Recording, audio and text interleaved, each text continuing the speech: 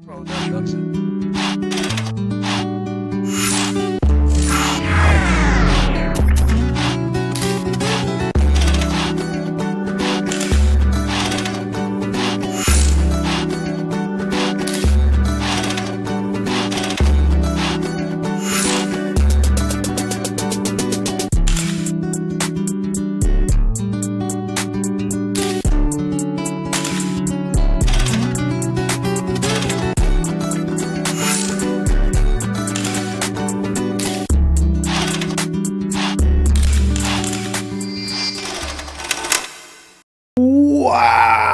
Wow, it is time to really kind of catch up and to really talk about the newest chapter. I believe it was 103, 103, 104, 104 of UQ Holder. Now, before I do start reviewing on the 104 chapter, because I did take a look at it, so no live reaction this time, okay?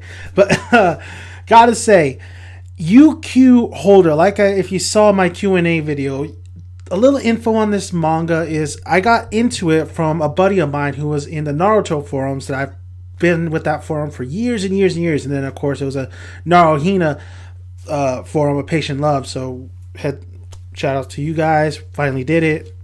I mean, it's been a while, but it's been a while since I've been in that forum as well. Well, anyway, so my buddy really introduced me to this manga, and he said it was a spin-off to Negima, and I did some research on Negima, and honestly, I do want to take a look at the manga, but there's just so much material there, and I checked out the ending to that, and it kind of left a sour taste of all the readers and the man himself who did it, and the man who did this, and the guy who has written is Ken Okamatsu, I believe. But yeah, but there was a falling out. There was a lot of politics in the background, a lot of a new rule, a new passed bill, something like that, where a lot of things just went awry. So UQ Holder is really kind of a wrap up of Negima. It takes place years after Negima. Negima, you have Negima, you have Nagi, and their grandson, or Negima's grandson. It's kind of confusing because I think Nagi was the great-great-grandfather, and Negima is the grandfather of Tota. And Tota is our main character in UQ Holder, and he's been raised, but not too much. I mean, he wasn't raised since he was a little baby. He was actually raised not too far along. He's only lived with Yukihime for 2 years. Now, these names are so crazy hard, so that's why I got to constantly practice these names. But yeah, Yukihime is actually one of the most powerful mages on Earth. She is just a beast. She's a beast. She's immortal. She's a vampire. She was in the Nagima series and Nagi series. Now she is in UQ Holder. She's really one of the main players in this manga, and you can see that with the relationship with her and Tota. And there's a lot of things along the way that happens to Tota that we learn. I'll get to that in a minute. So Yukihime is definitely a character from the past, the prequel, so to speak, the original series that was created, and man, I love her. She is one of my favorite characters in this series, so that's what makes me want to go back and reread that stuff, because she is a major player in there as well. I don't know, not necessarily a major player, but she teaches Negima, and I think she fell in love with Nagi, and Nagi placed her in a spell where it was released because of Negima. I think Neji. So yes, we have, but the characters you really need to know is Tota, Yukihime, of course, that relationship. But another one that is fantastic, gender wise, you don't know if it's a boy and a girl, but until this person turns 16, and that is Kuromaru. Kuromaru is awesome. I really love the partnership between, I don't know if I go he, her, or Kuromaru and Tota. I really love that.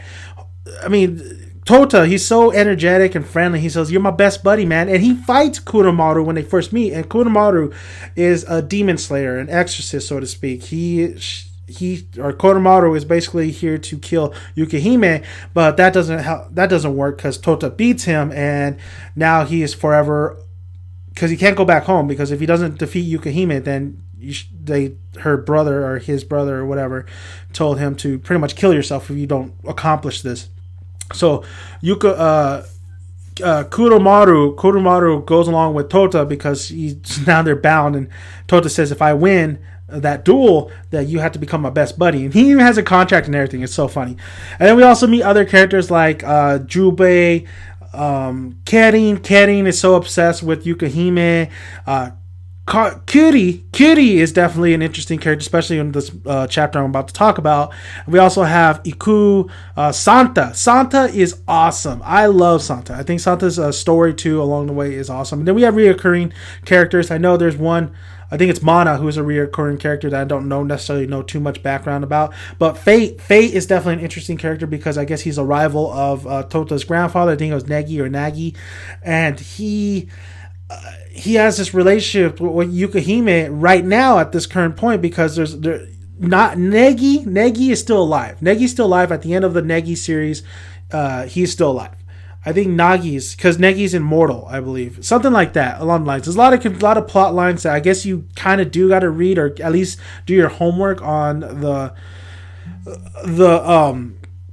manga beforehand, the prequel, to really kind of get grasp and kind of understand what's going on here. But then again, new readers who are coming into this, I think there's a lot other stuff that you can really take hold of, like the fact that UQ Holder, what is that? That is a place of immortals. Tota's immortal, Yukahime's immortal, Kiri, everybody I named is immortal, and all of them have an organization there to pretty much help the world. And Yukahime really established that organization. So you just have this team of immortals. Ranges of all ages. Of course, they're thousands of years old, but they're like they're 16. They look like they're 25. They look like they're 30. There's a lot of age. Like Yukahime looks like she's a late 20 or 28-year-old woman who's busty and stuff, but really that is the pill she takes, and in her true form is her kid self who is 16. So absolutely, it's 16, 10. She says 16 in one of the chapters, but it looks more like 10.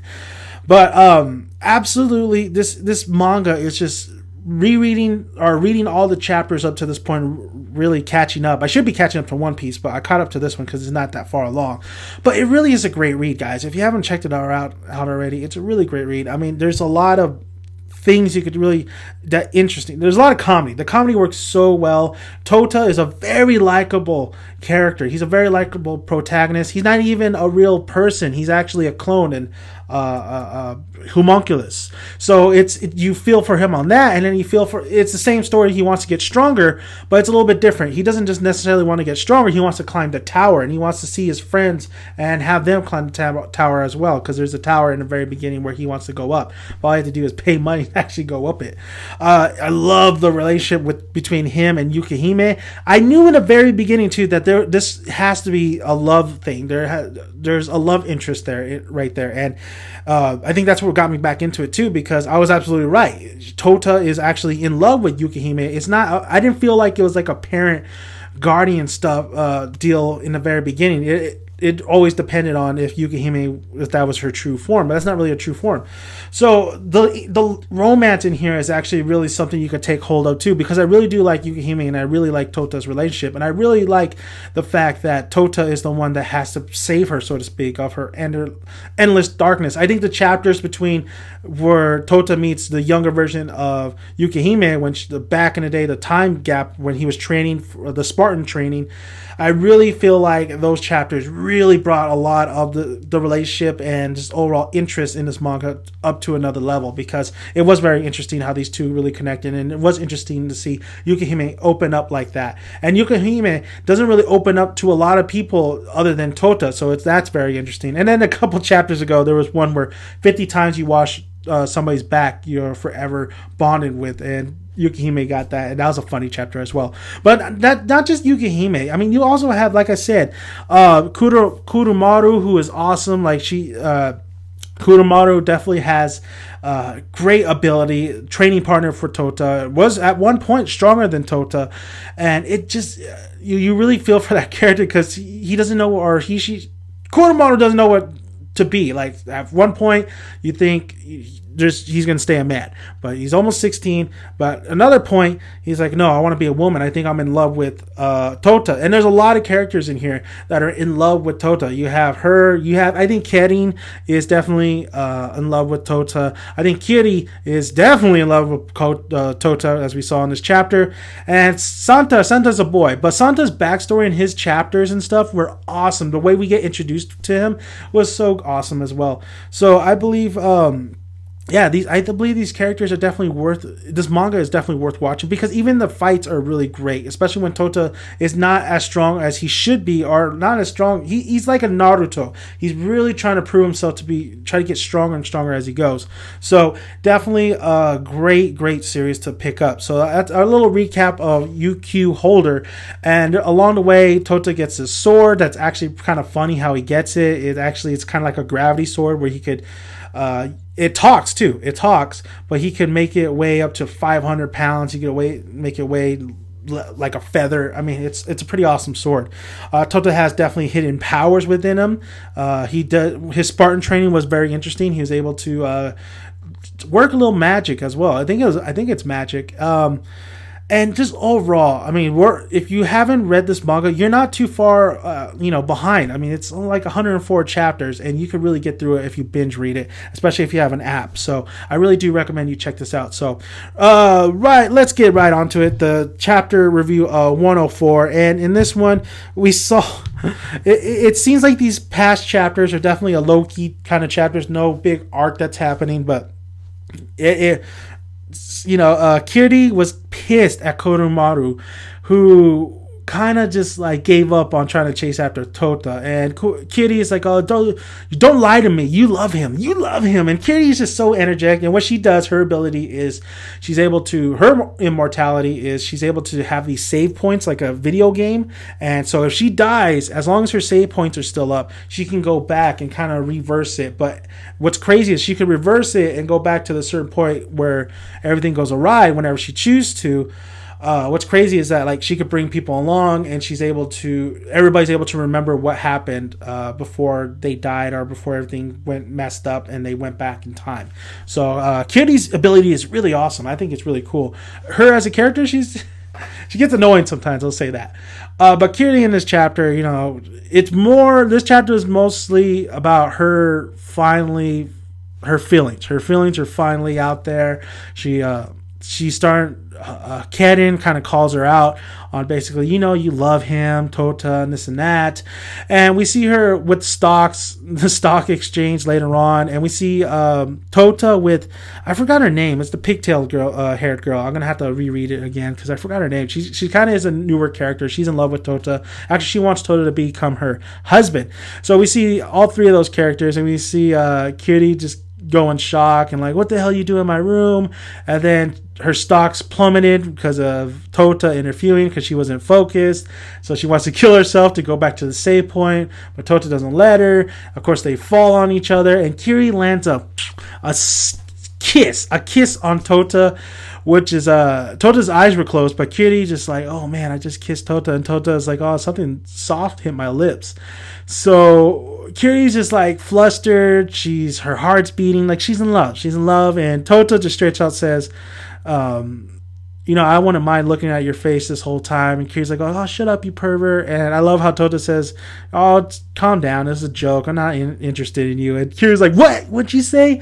Absolutely funny. I don't see Tota and Kiri getting together at all. But at that point, we see the save point kind of collapse. And we see the chick with the pigtails who wants Tota to become her husband frozen. So what's going on? I really kind of have no clue, but we'll see in the next chapter if that was just kind of a joke or overall something happened when those two were fighting and the save point got disrupted and Kiri used some of her abilities. We'll see. So that was really the chapter. It was a really funny chapter. And if you want to, the best way to describe UQ Holder is it's like Fairy Tail. The comedy is like Fairy Tail. Well, not as much perverted or anything like that. It's definitely more, a lot of humor comes from Tota and the gang and the love triangle and the romance and everything. It's like, it kind of reminds me of Fairy Tail, but the fighting is really compelling. The overall abilities and the strengths and the whole immortality idea is really great as well. So UQ Holder, check it out. I really encourage you to at least binge read it, or at least binge read 1 through 10 and tell me what you guys think. If you've seen Nagima, let me know about that as well. I know a lot of people would suggest me to read the Nagima manga, but I think there's like almost 400 chapters in it, and the way it ended, I don't like reading something from beginning to end and the ending just be total just BS, and I think I'll stick with UQ Holder. And I get some of the stories and some of these characters that are being introduced that are from the past, so great stuff. So thank you guys for listening. If you haven't already, please hit that subscribe button. We really appreciate it. Just hit it. Hit it. Like the video if you like it, and comment below. Love to hear you guys' thoughts. I will be reviewing every individual chapter, or next individual chapter of UQ Holder, and I encourage you to check it out, pick it up, and look at it, because I think this is a manga that's definitely needs to be. I don't think it's getting enough recognition. I think it is really fun and adventurous and action packed. So I'm Dan Anderson, and I'm out. Bye, guys.